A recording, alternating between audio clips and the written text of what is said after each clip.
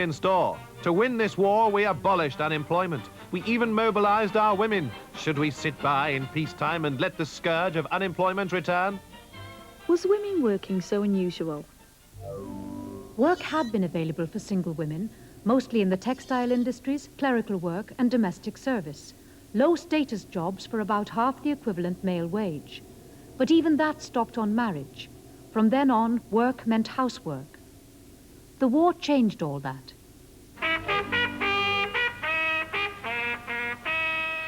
The call is sounded, and women fall in for service in their country's cause. Khaki uniform replaces the peacetime diversity of fashion, for in the Auxiliary Territorial Service, women undergo military training and undertake tasks which will relieve men for fighting. By 1943, Britain had conscripted all women up to the age of 50 to work in defense, on the land, or in the factories. It was a simple question of arithmetic. Women were to come to the nation's rescue, and traditional values had to be set aside. Women are no use, and it's no good telling me different. What's that? It's a woman, sir. Soon, women were proving themselves as good as men, even in engineering and heavy industry. They were portrayed as the heroines of the home front. They roughed it. They worked long hours under the constant threat of bombing. The women of Britain did a man's job. They did a fighting man's job with a fighting man's courage. Did working change women?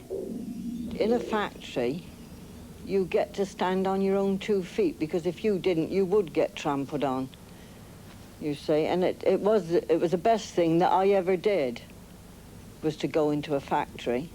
I got more self-confident. I learned to stick up for myself. I learned to mix with people and began to enjoy life. But it really did change me, absolutely. I think I'd accepted too easily what life had given me.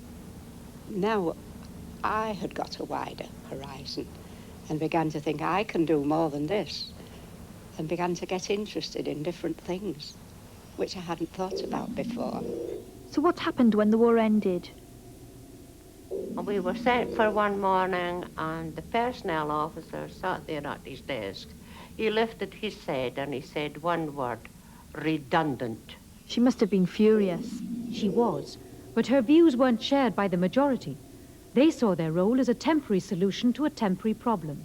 And as the men came home, few women were prepared to fight to keep their newfound positions. When he came out of the army, he didn't want me to work anyway. He said, your place is in the home. And I wanted to stay with the children anyway. Look after the children, look after him. So the war changed nothing? It's true, in many ways, attitudes were as entrenched as ever. But equal pay for equal work was more widely accepted. And so was the idea of married women working. Not much for all that hard work. It's never easy to change the way people think.